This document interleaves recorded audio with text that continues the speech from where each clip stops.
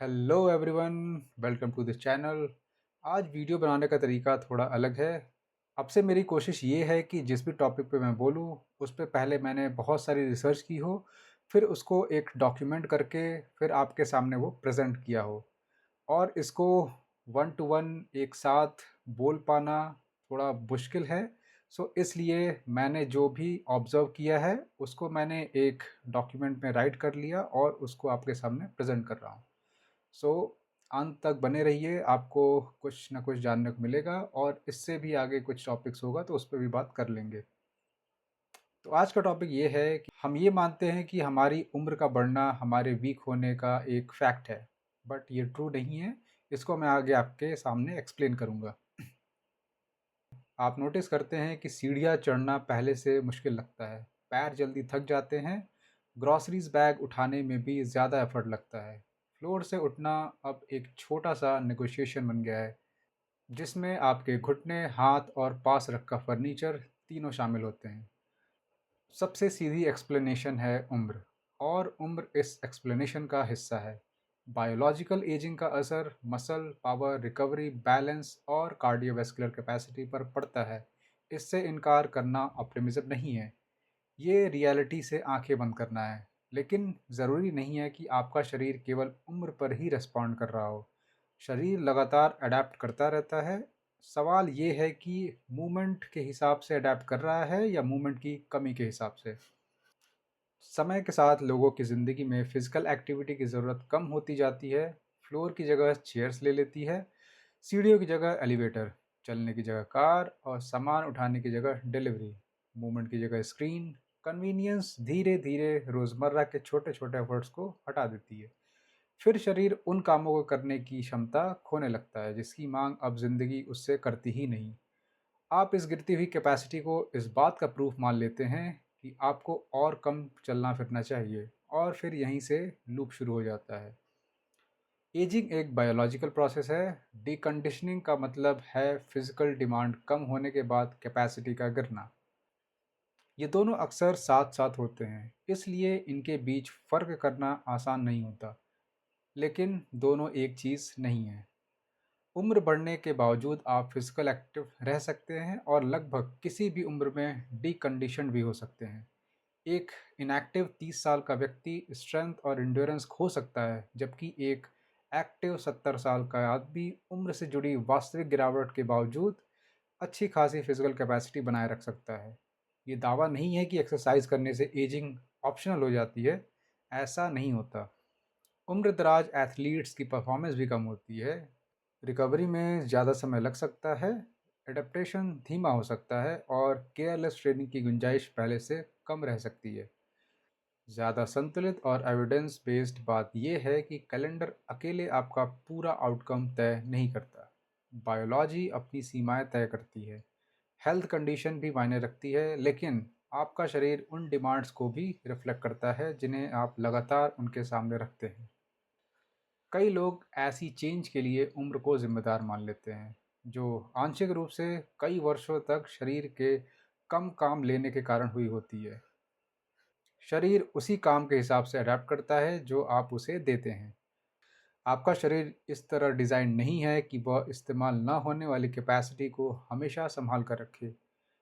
जिस एबिलिटी को बनाए रखने की वजह मिलती रहती है, शरीर उसी को बनाए रखने की कोशिश करता है। अगर आप लगातार वज़न उठाते हैं, सामान कैरी करते हैं, सीढ़ियाँ चढ़ते हैं, बैलेंस बनाते हैं, चलते हैं और एफर्ट के साथ मूव करते हैं, तो शरीर को बार बार सिग्नल मिलता है कि इन एबिलिटीज़ की अभी भी ज़रूरत है। अगर ये डिमांड गायब हो जाती है तो सिग्नल भी बदल जाता है। शरीर एक छोटे और आसान काम के हिसाब से अडेप्ट होने लगता है। ये पनिशमेंट नहीं है, ये एफिशिएंसी है। मसल टिश्यू और फिजिकल कैपेसिटी को बनाए रखने और कोऑर्डिनेट करने में एनर्जी लगती है। अगर आपके इन्वायरमेंट में फोर्स, स्पीड, इंड्योरेंस या बैलेंस की ज़रूरत बहुत कम पड़ती है, तो शरीर के पास इन एबिलिटीज़ में इन्वेस्ट करने की वजह भी कम होती जाती है। इसका मतलब है कि कमज़ोरी कम फिजिकल डिमांड के प्रति सीखी हुई फिजिकल एडेप्टेशन बन सकती है। ये काल्पनिक कमज़ोरी नहीं है, ये वास्तविक कमज़ोरी है। शरीर बैठने के लिए ज़्यादा सूटेड हो जाता है क्योंकि बार बार बैठने की प्रैक्टिस करता रहता है। सीढ़ियों के लिए उसकी तैयारी कम होती जाती है क्योंकि सीढ़ियाँ रोज़मर्रा की ज़िंदगी में शायद ही आती हैं। लोड संभालने का कॉन्फिडेंस भी गिरने लगता है क्योंकि आपने धीरे धीरे डेली लाइफ से लोड हटा दिया है। फिर एक दिन कोई सामान्य काम भी हैरान कर देने वाली हद तक मुश्किल लगने लगता है। आप कहते हैं मेरी उम्र हो रही है, लेकिन जो आप महसूस कर रहे हैं उसका एक हिस्सा ऐसी ज़िंदगी के प्रति एडेप्टेशन हो सकता है जिसमें अब मजबूत होने की ज़रूरत ही नहीं पड़ती। सबसे पहले होने वाला नुकसान हमेशा साफ दिखाई देने वाला मसल लॉस नहीं होता। आप दिखने में लगभग वैसे ही रह सकते हैं जबकि आपकी क्षमता कम हो रही हो। स्ट्रेंथ केवल मसल साइज पर डिपेंड नहीं करती, इसमें कोऑर्डिनेशन, मूवमेंट स्किल, मसल्स को रिक्रूट करने की नर्वस सिस्टम की कैपेसिटी, टेंडेंट्स की प्रॉपर्टीज़, मसल आर्किटेक्चर और फोर्स प्रोड्यूस करने का आपका कॉन्फिडेंस भी शामिल होता है। इसलिए कोई व्यक्ति मिरर में बहुत बड़ा विजुअल डिफरेंस देखे बिना भी काफ़ी स्ट्रेंथ और पावर खो सकता है। इसका उल्टा भी पॉसिबल है। आप ज़्यादा कैपेबल बन सकते हैं बिना अचानक बहुत मस्कुलर दिखने के। सैरकोपीनिया वाले ओल्डर एडल्ट्स पर किए गए रेजिस्टेंस ट्रेनिंग स्टडीज़ में grip strength, knee extension strength, walking speed, chair से उठने की परफॉर्मेंस और मोबिलिटी जैसे मेजर्स में इम्प्रूवमेंट देखी गई है। सैरकोपीनिया वाली ओल्डर वुमेन पे हुई एक रीसेंट मेटा एनालिसिस में स्ट्रेंथ और फंक्शन बेहतर हुए, जबकि स्केलेटल मसल मास इंडेक्स में आया बदलाव स्टैटिस्टिकली सिग्निफिकेंट नहीं था। ये फ़र्क ज़रूरी है क्योंकि अपीयरेंस सबसे इम्पॉर्टेंट आउटकम नहीं है। असल सवाल ये है कि क्या आप चेयर से खड़े हो सकते हैं, फ्लोर से उठ सकते हैं, सीढ़ियाँ चढ़ सकते हैं, ज़रूरी सामान उठा सकते हैं, बैलेंस बिगड़ने पर खुद को संभाल सकते हैं, ज़िंदगी में एक्टिवली शामिल रहने जितना चल सकते हैं और अपनी इंडिपेंडेंस बनाए रख सकते हैं। मसल साइज इन एबिलिटीज़ में कंट्रीब्यूट कर सकता है, लेकिन टारगेट हमारा फंक्शन है। इनएक्टिविटी आमतौर पर एक रात में ड्रामेटिक कोलैप्स पैदा नहीं करती। ये धीरे धीरे एक लूप बनाती है। आप कम मूव करते हैं और आपकी कैपेसिटी गिरती है। मूवमेंट पहले से मुश्किल महसूस होने लगता है, जिससे कॉन्फिडेंस भी कम होता है। फिर आप मूवमेंट को और ज़्यादा अवॉइड करने लगते हैं और कैपेसिटी दोबारा गिरती है। कुछ समय बाद डीकंडीशनिंग डेस्टिनी जैसा दिखाई देने लगता है। मान लीजिए 2 मंजिल सीढ़ियाँ चढ़ने पर आपकी सांस सामान्य रूप से बहुत ज़्यादा फूलती है। जहाँ भी संभव हो आप एलिवेटर लेना शुरू कर देते हैं। एलिवेटर लेने के कारण आपके पैरों और कार्डियोवैस्कुलर सिस्टम्स को सीढ़ियाँ चढ़ने का एक्सपोजर और कम मिलता है। अगली बार जब सीढ़ियाँ सामने आती हैं तो पहले से ज़्यादा मुश्किल लगती हैं। ये डिफ़िकल्टी आपकी शुरुआत ये डिफ़िकल्टी आपकी शुरुआती बिलीफ को सही साबित करती हुई दिखाई देती है। मुझे इससे बचना चाहिए क्योंकि अब मैं ये नहीं कर सकता। लेकिन इस इनकैपेसिटी को बनाए रखने में अवॉइडेंस का भी योगदान था। फ्लोर से उठने की एक मुश्किल कोशिश के बाद भी यही हो सकता है। अनुभव ऑकवर्ड लगता है, इसलिए आप फ्लोर पर बैठना बंद कर देते हैं। कुछ महीनों बाद वो मूवमेंट और अनफेमिलियर हो जाती है। कैपेसिटी के साथ कॉन्फिडेंस भी कम हो जाता है। इसका मतलब ये नहीं कि आपको खतरे को इग्नोर करना चाहिए या अनसेफ मूवमेंट्स पर खुद पर फोर्स करनी चाहिए। मतलब सिर्फ इतना है कि डिफ़िकल्टी को सावधानी से इंटरप्रेट करना चाहिए। कभी कभी डिफ़िकल्टी एक वार्निंग साइन होती है जिसके लिए मेडिकल या प्रोफेशनल असेसमेंट की ज़रूरत है, और कभी कभी वो किसी मूवमेंट की प्रैक्टिस बंद कर देने का प्रिडिक्टेबल परिणाम होती है। कुछ समय की बीमारी, इंजरी या हॉस्पिटल स्टे इस मैकेनिज़्म को बहुत जल्दी सामने ला सकती है। बेड रेस्ट और सामान्य एजिंग एक ही चीज़ नहीं है, लेकिन बेड रेस्ट ये दिखाता है कि फिजिकल कैपेसिटी डिमांड में बदलाव के प्रति कितनी रेस्पॉन्सिव है। हेल्दी ओल्डर एडल्ट्स पर हुई एक छोटी स्टडी में 10 दिन के बेड रेस्ट को lower body strength, stair climbing power और मैक्सिमल एरोबिक कैपेसिटी में सिग्निफिकेंट रिडक्शन के साथ जोड़ा गया। एक ब्रॉडर सिस्टमैटिक रिव्यू में पाया भी गया कि एक्सपेरिमेंटल बेड रेस्ट ने ओल्डर एडल्ट्स में मसल से जुड़े आउटकम पर बुरा असर डाला। हालांकि अलग अलग स्टडीज़ के प्रोटोकॉल और मेजर्ड आउटकम एक जैसे नहीं थे। कैलेंडर अचानक से 10 साल आगे नहीं बढ़ गया था। फिजिकल डिमांड गायब हो गई थी। ये इसलिए इम्पॉर्टेंट है क्योंकि इलनेस केवल कुछ समय का इंटरप्शन नहीं बनती, वो बिहेवियर में लंबे समय तक रहने वाला बदलाव शुरू कर देती है। आप बीमार होते हैं इसलिए रेस्ट करते हैं, रेस्ट से कैपेसिटी कम होती है। ठीक होने के बाद मूवमेंट कम सिक्योर महसूस होता है, इसलिए आप कॉशियस रहते हैं। ये कॉशन एक्टिविटी को और कम कर देती है। ओरिजिनल इलनेस खत्म हो जाती है लेकिन मूवमेंट का लोअर लेवल बना रह जाता है। अगर फिजिकल रिजर्व पहले से कम था तो इसका असर और ज़्यादा हो सकता है। फिजिकल रिजर्व का मतलब है कि आपका शरीर जितना कर सकता है और ऑर्डिनरी लाइफ जितना आपसे करवाती है, उनके बीच कितना अंतर है। मान लीजिए डेली लाइफ में आपको एक मंजिल सीढ़ियाँ चढ़नी पड़ती हैं। अगर आप आराम से 5 मंजिल चढ़ सकते हैं तो एक मंजिल आपकी कुल कैपेसिटी का केवल एक हिस्सा इस्तेमाल करती है। आपके पास रिजर्व फिर भी बचा रह जाता है। लेकिन अगर एक मंजिल ही आपकी मैक्सिमम कैपेसिटी होती है तो यही टास्क आपकी लगभग पूरी अवेलेबल कैपेसिटी को इस्तेमाल कर देता है। मामूली बीमारी, खराब नींद या कुछ समय की इनएक्टिविटी भी उस काम को टेम्पोरेरली इम्पॉसिबल बना सकती है।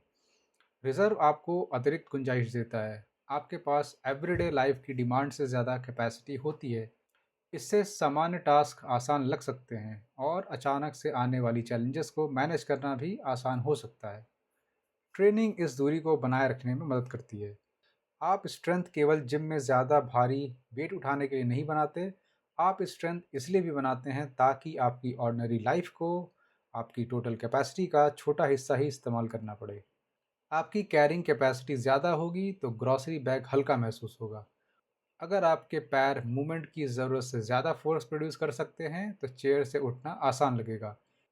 स्ट्रेंथ, कोऑर्डिनेशन और बैलेंस बेहतर होंगे तो ठोकर लगने के बाद खुद को संभालने के लिए आपके पास ज़्यादा विकल्प होंगे। यही कारण है कि 65 वर्ष और उससे अधिक उम्र के एडल्ट्स के लिए पब्लिक हेल्थ गाइडेंस केवल वॉकिंग पर भी डिपेंड नहीं करती। इसमें एरोबिक एक्टिविटी के साथ मसल स्ट्रेंथनिंग और बैलेंस वर्क भी शामिल है। मौजूदा सीडीसी गाइडलाइन हर सप्ताह कम से कम 150 मिनट की मॉडरेट एरोबिक एक्टिविटी या उसके बराबर विग्रस अथवा मिक्स्ड एक्टिविटी रिकमेंड करती है। इसके साथ कम से कम 2 दिन मसल स्ट्रेंथनिंग वर्क और बैलेंस इंप्रूव करने वाली एक्टिविटी की सलाह दी जाती है। गाइडेंस ये भी कहती है कि जो लोग पूरा टारगेट मीट नहीं कर सकते उन्हें अपनी एबिलिटी और हेल्थ कंडीशन के अनुसार जितना संभव हो उतना एक्टिव रहना चाहिए। ऑब्जेक्टिव केवल एथलेटिक परफॉर्मेंस नहीं है, ऑब्जेक्टिव है इस्तेमाल की जा सकने वाली रिजर्व कैपेसिटी। वॉकिंग ज़रूरी है लेकिन पूरी ट्रेनिंग सिस्टम नहीं। वॉकिंग वैल्यूएबल है, ये कार्डियोवैस्कुलर एक्टिविटी को सपोर्ट करती है, दिन में मूवमेंट बनाए रखती है और इनएक्टिविटी के बाद वापस एक्टिव होने वाले लोगों के लिए एक्सेसिबल हो सकती है। वॉकिंग इंडिपेंडेंस को सपोर्ट करने और सेडेंट्री टाइम कम करने में भी मदद कर सकती है, लेकिन वॉकिंग हर तरह की फिजिकल ट्रेनिंग की जगह कभी नहीं ले सकती। ज़रूरी नहीं है कि एक नॉर्मल वॉक आपके मसल से इतना फोर्स प्रोड्यूस करवाए कि फ्लोर से उठने, कोई वस्तु उठाने, खड़ी सीढ़ियाँ चढ़ने या बैलेंस बिगड़ने के बाद खुद को संभालने जैसी कैपेसिटी बनी रहे। इसलिए एक कंप्लीट सिस्टम में अलग अलग तरह की डिमांड्स शामिल होती हैं। एरोबिक एक्टिविटी लंबे समय तक मूवमेंट जारी रखने की एबिलिटी ट्रेन करती है। रेजिस्टेंस ट्रेनिंग मसल से फोर्स प्रोड्यूस करवाती है। बैलेंस वर्क कंट्रोल और स्टेबिलिटी को चैलेंज करता है। फंक्शनल मूवमेंट इन कैपेसिटीज़ को डेली लाइफ से जोड़ते हैं। इनका एग्जैक्ट कॉम्बिनेशन आपकी health, current ability, injury history और फॉल रिस्क के अनुसार तय होना चाहिए। इसका बड़ा प्रिंसिपल साफ है। अगर आप कई तरह की फिजिकल कैपेसिटीज़ बचा कर रखना चाहते हैं तो आपके शरीर को कई तरह की डिमांड्स का एक्सपोजर भी चाहिए। ओल्डर एडल्ट्स के लिए मौजूदा गाइडेंस में भी एरोबिक, स्ट्रेंथनिंग और बैलेंस एक्टिविटीज़ के मिक्सचर की सलाह देती है। एक्टिविटीज़ को हर व्यक्ति के एबिलिटी और सेफ्टी के अनुसार एडजस्ट किया जाना चाहिए। स्ट्रेंथ को अब भी ट्रेन किया जा सकता है। शरीर यंग न रहने के बाद भी अडेप्ट करने की क्षमता पूरी तरह नहीं खोता। एडेप्टेशन धीमा हो सकता है, रिकवरी ज़्यादा इम्पॉर्टेंट हो सकती है, स्टार्टिंग पॉइंट नीचे रखना पड़ सकता है, लेकिन धीमे एडेप्टेशन का मतलब एडेप्टेशन का ख़त्म हो जाना नहीं है। सैरकोपेनिया वाले ओल्डर एडल्ट्स में रेजिस्टेंस एक्सरसाइज पर हुई रीसेंट सिस्टमैटिक रिव्यूज़ और मेटा एनालिसिस स्ट्रेंथ और फिजिकल फंक्शन में मीनिंगफुल इम्प्रूवमेंट्स रिपोर्ट करती है। इसमें grip strength, gait speed, sit to stand performance और मोबिलिटी के दूसरे मेजर शामिल हैं। मसल मास पर इफेक्ट अलग अलग एनालिसिस में उतने कंसिस्टेंट नहीं रहे। इससे फिर भी वही पॉइंट मजबूत होता है कि फंक्शन बेहतर होने के लिए हमेशा ड्रामेटिक और साफ दिखाई देने वाली मसल ग्रोथ ज़रूरी नहीं है। ये प्रैक्टिकल क्वेश्चन को बदल देता है। ये मत पूछिए कि क्या मैं 25 साल की उम्र जैसी परफॉर्मेंस दे सकता हूँ? शायद नहीं। और अगर आपका यंगर सेल्फ ही एकमात्र एक्सेप्टेबल स्टैंडर्ड है, तो आज की हर प्रोग्रेस फेलियर जैसी महसूस हो सकती है। इसके बजाय पूछिए कि आज मैं जहाँ हूँ, वहाँ से कितनी कैपेसिटी बचा सकता हूँ या दोबारा बना सकता हूँ। ये सवाल रियलिटी के साथ काम करती है। ये उम्र का सम्मान करता है, लेकिन उसके सामने पूरी तरह सरेंडर नहीं करता। गोल ये साबित करना नहीं है कि बायोलॉजी मायने रखती है। गोल ये पहचानना है कि आपकी करंट लिमिटेशन का कौन सा हिस्सा अब भी ट्रेनेबल है।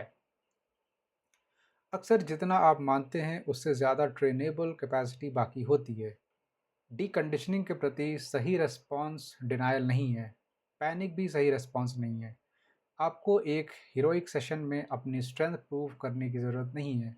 उल्टा एक ज़रूरत से ज़्यादा एग्रेसिव सेशन पेन, फियर या इंजरी पैदा कर सकता है, जिससे आगे कंसिस्टेंसी की संभावना कम हो जाती है। ऑब्जेक्टिव है प्रोग्रेसिव एडेप्टेशन। उस लेवल से शुरू करें जो सेफ हो और जिसे नियमित रूप से रिपीट किया जा सके। फिर डिमांड को धीरे धीरे बढ़ाएं। जिस व्यक्ति को चेयर से उठने में मुश्किल होती है, वो शुरुआती में ऊंची सीट या कंट्रोल असिस्टेंट का इस्तेमाल कर सकता है। मूवमेंट आसान होने पर सीट की हाइट या असिस्टेंस को एडजस्ट किया जा सकता है। उस व्यक्ति की वॉकिंग टॉलरेंस कम है, खुद से एक एग्जॉस्शन वॉक करवाने के बजाय छोटे और मैनेजेबल इंटरवल से शुरू कर सकता है। व्यक्ति और उससे मिलने वाली गाइडेंस के आधार पर resistance, body weight, bands, machines, free weights या डेली लाइफ मूवमेंट से आ सकता है। बैलेंस वर्क भी अप्रोप्रिएट लेवल से शुरू होना चाहिए। ज़रूरत पड़ने पर पास में सपोर्ट उपलब्ध भी रहना चाहिए। ट्रेनिंग में शरीर से ऑर्डिनरी लाइफ की करंट डिमांड के मुकाबले थोड़ा ज़्यादा काम लिया जाना चाहिए, लेकिन उतना नहीं कि हर सेशन सर्वाइवल टेस्ट बन जाए। प्रोग्रेस के लिए लोअर स्टार्टिंग लोड, धीमी इंक्रीजेस, ज़्यादा रिकवरी और प्रोफेशनल सुपरविज़न की ज़रूरत पड़ सकती है। ये कमज़ोरी नहीं है, ये इंटेलिजेंट लोडिंग है। एफर्ट और वार्निंग के बीच का फ़र्क। हर अनकंफर्टेबल सेंसेशन को इस बात का प्रूफ ना माने कि ट्रेनिंग काम कर रही है। एफर्ट और डेंजर एक ही सिग्नल नहीं है। नॉर्मल एक्सर्शन में सांस तेज होना, मसल्स का थकना और मूवमेंट का चैलेंजिंग महसूस होना शामिल हो सकता है, लेकिन पेन बहुत ज़्यादा या अनयूजुअल फटीग, चेस्ट डिस्कम्फर्ट, बार बार गिरना, अचानक कमज़ोरी या फंक्शन का तेज़ी से कम होना ऐसी चीज़ें नहीं हैं जिन्हें नॉर्मल मानकर इग्नोर कर दिया जाए या जिनके बावजूद खुद को पुश किया जाए। वीकनेस के कारण इनएक्टिविटी के अलावा भी हो सकते हैं। इसमें इलनेस, मेडिकेशन के इफेक्ट्स, पेन, इनएडिक्वेट न्यूट्रिशन और न्यूरोलॉजिकल या कार्डियोवैस्कुलर प्रॉब्लम शामिल हो सकते हैं। एक्सरसाइज इन कंडीशंस को डायग्नोस नहीं कर सकती और उनकी जांच की जगह एक्सरसाइज को इस्तेमाल भी नहीं किया जाना चाहिए। अगर बदलाव नया है, इसका कारण स्पष्ट नहीं है, वो सीवियर है या तेज़ी से बढ़ रहा है, तो सेल्फ एक्सपेरिमेंटेशन से पहले इवैल्यूएशन ज़रूरी है। यही बाउंड्री इस सेंट्रल आइडिया को ईमानदार बनाए रखती है। हर वीकनेस डीकंडीशनिंग नहीं होती, लेकिन हर वीकनेस के सामने केवल उम्र का नाम लेकर सरेंडर कर देना भी सही नहीं है। वही मेज़र करे जिसकी ज़िंदगी में ज़रूरत है। प्रोग्रेस को केवल बॉडी वेट या अपीयरेंस से मेजर्स ना करें। कुछ कॉन्टेक्स्ट में ये नंबर्स इंपॉर्टेंट हो सकते हैं, लेकिन डेली लाइफ में सबसे करीब जुड़ी कैपेसिटीज़ को ये मिस कर सकते हैं। फंक्शन ट्रैक करें। आप कंट्रोल के साथ कितनी बार चेयर से उठ सकते हैं? क्या आप पहले से लोअर सीट से खड़े हो सकते हैं? रुकने की ज़रूरत पड़ने से पहले कितनी देर चल सकते हैं? क्या ग्रॉसरी बैग अब ज़्यादा कंफर्टेबली कैरी कर पाते हैं? क्या उतनी ही सीढ़ियाँ अब कम एफर्ट में चढ़ पाते हैं? सेफ कंडीशन में क्या आपका बैलेंस पहले से स्टेडियर है? क्या अच्छी टेक्निक बनाए रखते हुए आप ज़्यादा रेजिस्टेंस इस्तेमाल कर रहे हैं? क्या आप ज़्यादा कंट्रोल के साथ फ्लोर पर नीचे जा सकते हैं और वापस उठ सकते हैं? ये मार्कर्स अडेप्टेशन को दिखाई देने योग्य बनाते हैं।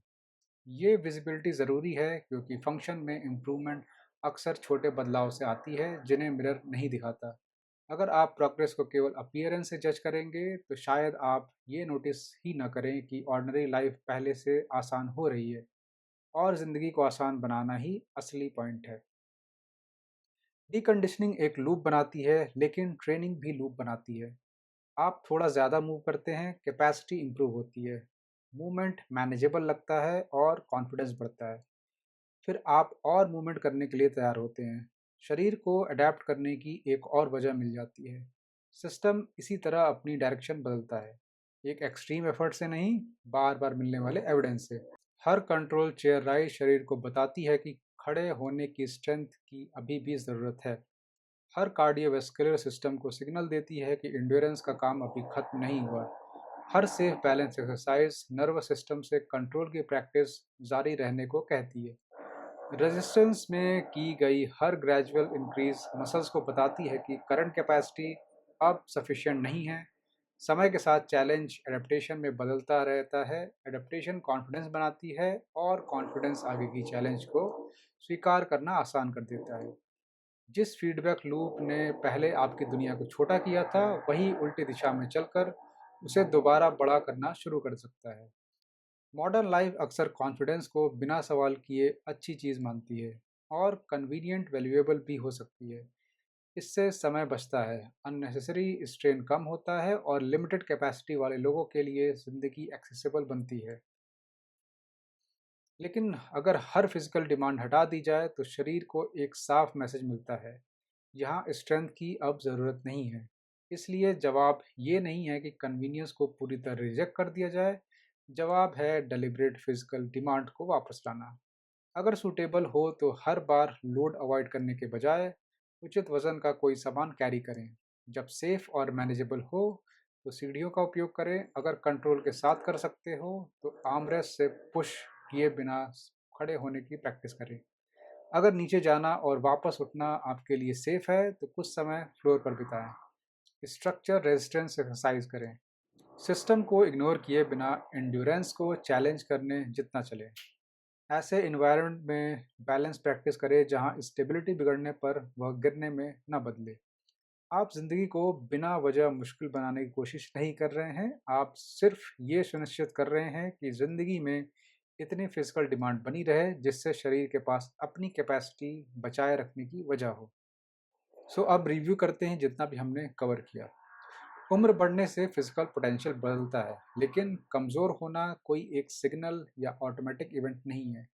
ये biological ageing, health conditions, nutrition, illness, medication, pain, activity और उन डिमांड से शेप होता है जिन्हें आप लगातार अपने शरीर के सामने रखते हैं। एजिंग और डीकंडीशनिंग एक दूसरे से जुड़ी है, लेकिन दोनों एक चीज़ नहीं है। अगर आप कम मूव करते हैं तो कैपेसिटी गिर सकती है। मूवमेंट मुश्किल होने पर कॉन्फिडेंस कम होता है जिससे एक्टिविटी और कम हो सकती है। धीरे धीरे एक ऐसा फीडबैक लूप जिसे बदला जा सकता था आपकी अनअवॉइडेबल आइडेंटिटी जैसा महसूस होने लगता है। जवाब ये नहीं है कि आप ऐसे ट्रेन करें जिससे उम्र का कोई असर ही ना होता हो। सही अप्रोच ये है कि ट्रेनिंग उम्र की रियलिटी का सम्मान करें, लेकिन उसके सामने सरेंडर ना करें। एरोबिक कैपेसिटी बनाएं, मसल से फोर्स प्रोड्यूस करवाएं, बैलेंस की प्रैक्टिस करें, फंक्शन ट्रैक करें, डिफ़िकल्टी धीरे धीरे बढ़ाएं। वार्निंग साइंस को इग्नोर करने के बजाय उनकी जांच करवाएं। आपका शरीर केवल ये रिफ्लेक्ट नहीं करता कि आप कितने वर्ष जी चुके हैं, वो ये भी रिफ्लेक्ट करता है कि आपने बार बार उससे किस चीज़ के अनुसार अडेप्ट करने को कहा है। सो प्रैक्टिकल एक्शंस आप क्या ले सकते हैं? ऐसे मूवमेंट का इस्तेमाल करके अपना एक सिंपल फंक्शन बेसलाइन रिकॉर्ड करें जो आपके लिए सेफ है। इसमें control chair rises, comfortable walking duration, सामान कैरी करने की एबिलिटी, पास में सपोर्ट रखते हुए बैलेंस या किसी एग्जिस्टिंग एक्सरसाइज में इस्तेमाल होने वाला रेजिस्टेंस शामिल हो सकता है। अगर अनएक्सप्लेन्ड सिम्टम है, हाल ही में फंक्शन कम हुआ है या कोई सिग्निफिकेंट मेडिकल कंसर्न है तो पहले प्रोफेशनल असेसमेंट कराएं। अपना करंट एबिलिटी अपनी करंट एबिलिटी के अनुसार एरोबिक मूवमेंट, एक स्ट्रेंथनिंग एक्टिविटी और एक सेफ बैलेंस प्रैक्टिस चुनें। अपनी मैक्सिमम कैपेसिटी से नीचे शुरू करें। शुरुआती ऑब्जेक्टिव एग्जॉशन नहीं है। ऑब्जेक्टिव ऐसी डिमांड बनाना है जिसे आप कंसिस्टेंटली रिपीट कर सकें। हर 2 से 4 सप्ताह में अपने फंक्शनल मार्कर्स रिव्यू करें। एक समय पर केवल एक वेरिएबल बढ़ाएं, जैसे रेजिस्टेंस, रिपीटिशन, वॉकिंग ड्यूरेशन या मूवमेंट कॉम्प्लेक्सिटी। शरीर को अडाप्ट करने की साफ वजह दें, फिर उसे पर्याप्त रिकवरी और रेपिटेशन दें ताकि वह उस डिमांड के अनुसार सचमुच अडाप्ट कर सके। होप ये आपको कंटेंट पसंद आया होगा और आप चाहते हैं कि कोई और टॉपिक हो जो मैं कवर करूं, सो प्लीज़ कमेंट में ज़रूर मेंशन करना। तब तक के लिए नेक्स्ट वीडियो मिलते हैं।